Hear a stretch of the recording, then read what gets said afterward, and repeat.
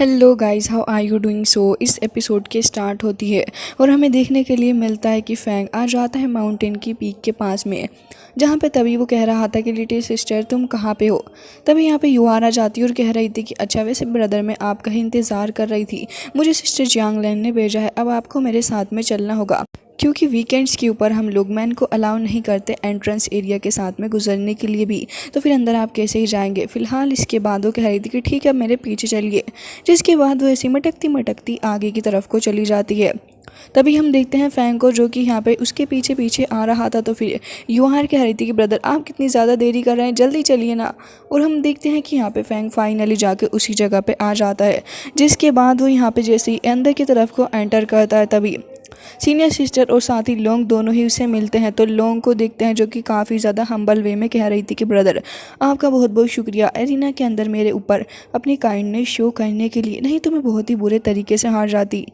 जिसके बाद हम देखते हैं कि फैंग कह रहा था कि ऐसी कोई बात नहीं है, बस जो मैं कर सकता था मैंने वो किया और मुझे पता है कि तुमने भी वो किया जो कि तुम कर सकती थी। जिसके बाद वो आगे चल के उसे बताने लग जाती हैं कि फैंगहान ये यिन एंड यांग वांशुडान ट्रीज़र जो है वो हेवन एंड अर्थ के बीच का ट्रीज़र है और बहुत ही ज़्यादा पावरफुल भी ये होता है।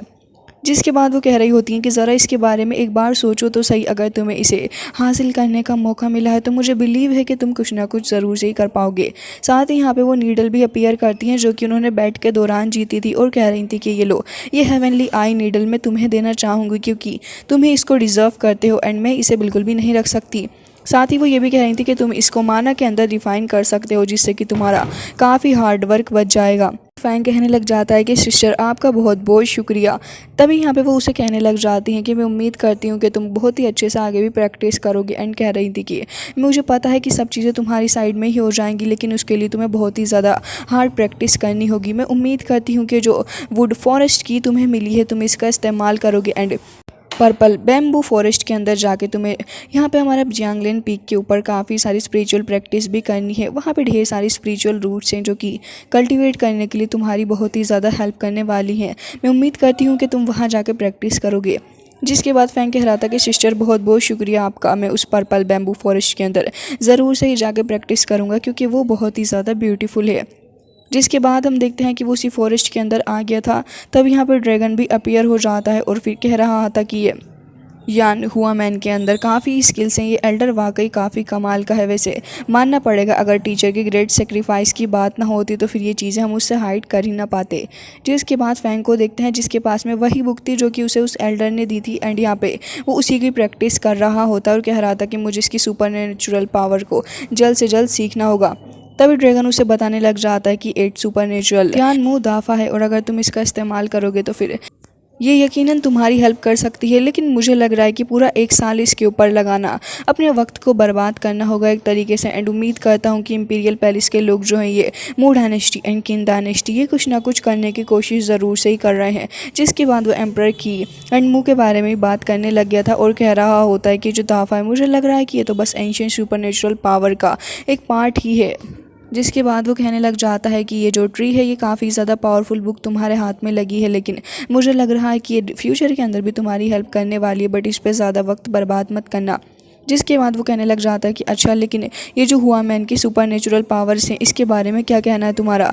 तभी वो हंसने लग गया था और कह रहा होता है कि अच्छा ये बात है, ये जो 5 एम्परर हैं डीमन गॉड टोंग और इसके अलावा यहाँ पर एम्परर गोल्डन पिलो जो है और साथ ही black emperor water emperor and इसके अलावा यहाँ पे एम्परर तू हुआंग आइसलैंड, ये सारे के सारे ये जो पावरफुल बॉडीज़ हैं वो यामा है जिसको तुम अभी फ़िलहाल कल्टिवेट कर रहे हो। क्या तुम्हें इसके बारे में नहीं पता। जिसके बाद फैंग उसकी तरफ को देखने लग रहा था और कह रहा था कि हाँ वो तो तुमने सही कहा, लेकिन क्या मैं एक साथ 2 चीज़ों को प्रैक्टिस नहीं कर सकता।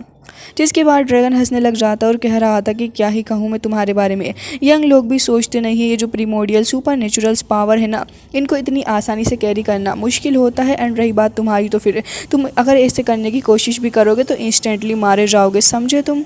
जिसके बाद यहाँ पे अपना फैंग कहने लग जाता है कि जो डिवाइन एबिलिटी है मैं इसका इस्तेमाल करूँगा और बहुत ही जल्दी खुद को प्रूव भी कर दूंगा मैं इस ह्यूमन रियल्म के पास में पहुँच के। और साथ ही ये भी कह रहा था कि मुझे तो ये लग रहा है कि अगर मैं इस रियल्म को कैच भी ना कर पाया तब भी मैं काफ़ी कुछ करने वाला हूँ क्योंकि मुझे जल्द से जल्द हुआ ध्यान को डिफीट करना है, वो भी किसी भी हालत में। और ये कहने के बाद वो तुरंत ही यहाँ पे कल्टीवेट करने लग गया था। फैंग की बॉडी से ढेर सारी एनर्जी निकल रही थी। वो यामा स्पिरिचुअल पावर होती है जो कि उसकी बॉडी के साथ में निकल रही थी। वो धीरे धीरे करके उसे कल्टीवेट करने की कोशिश कर रहा होता और कह रहा था कि कुछ भी हो मैं इसे कल्टीवेट करके ही रहूँगा। लेकिन तभी ड्रैगन कह रहा था कि तुम इससे अपनी की पावर को एग्जॉस्टेड कर लोगे, तुम्हें ये नहीं करना चाहिए। लेकिन अपने फैंग ने तो एक बार ठान लिया था कि वो इसे करके ही रहेगा, जिसके चलते यहाँ पे काफ़ी वक्त बीत जाता है एंड यहाँ पे फैंग बैठा हुआ कल्टीवेट करता ही रहता है। उसे कुछ भी फ़र्क नहीं पड़ रहा था कि आखिर हो क्या रहा है, क्योंकि उसे तो बस अब अपनी कल्टीवेशन के ऊपर ही ध्यान देना था, जिसके चलते ऐसे ही काफ़ी सारा वक्त निकल गया था। और हमें देखने के लिए मिलता है कि जब वो कल्टीवेट कर रहा होता है तो एक काफ़ी सारी स्पिरिचुअल शील्ड भी उसके पास में बन चुकी थी एंड वो अभी भी ट्राई कर रहा होता है। हम देखते हैं कि यहाँ पे एक डबल शील्ड बनी हुई थी जिसके ऊपर वो अपनी पावर का इस्तेमाल कर रहा होता है एंड लगातार यहाँ पे एक ढेर सारी पावर को वो समन करता जा रहा होता है। हम देखते हैं कि यहाँ पे ढेर सारे क्रिस्टल्स वगैरह भी आ रहे होते हैं, लेकिन यहाँ पे अपनी स्ट्रॉन्ग विल पावर का इस्तेमाल करते साथ ही वो यहाँ पे कैसे भी करके कोशिश कर रहा होता है इसको और भी ज़्यादा स्ट्रॉन्ग बनाने की, ताकि फ्यूचर के अंदर ये सारी की सारी चीज़ें इसकी हेल्प कर सकें। जिसके बाद हम देखते हैं कि फैंग को काफ़ी ज़्यादा पेन हो रहा था इस ब्रेक थ्रू को करने में, लेकिन फैंग लगातार यहाँ पे स्ट्रगल करता जाता है क्योंकि ये उसके मिस्टिक रियल्म लेवल 2 पर पहुँचने का जो सवाल था।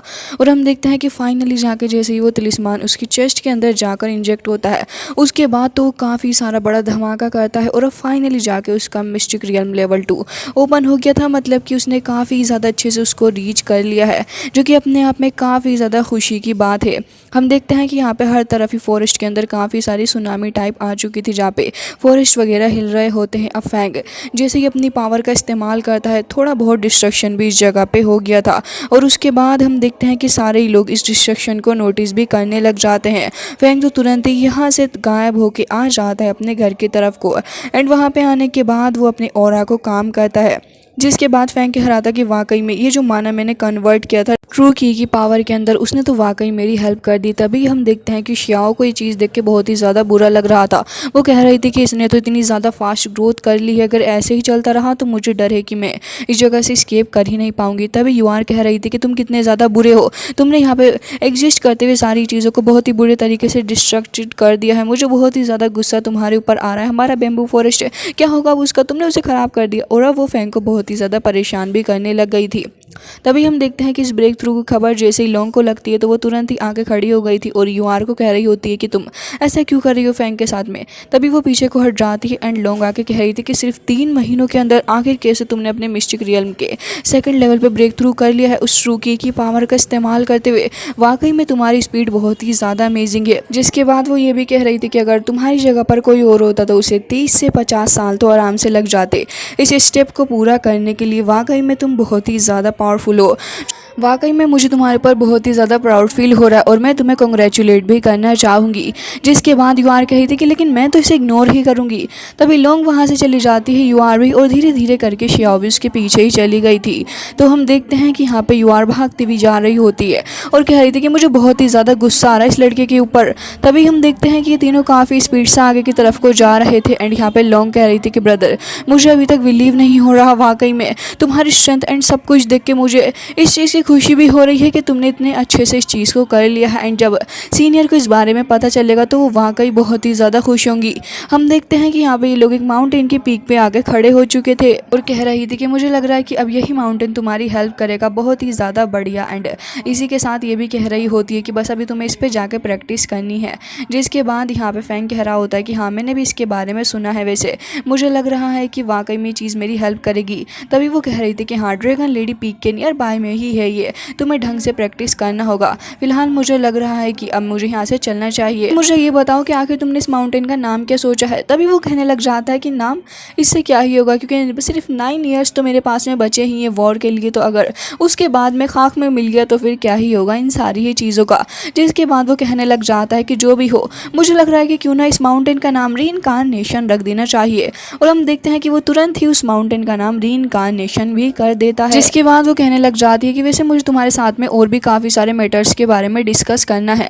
तभी वो कहने लग जाता है कि छोड़ो इन सभी बातों को, गाइशू के बारे में तुम्हारा क्या कहना है।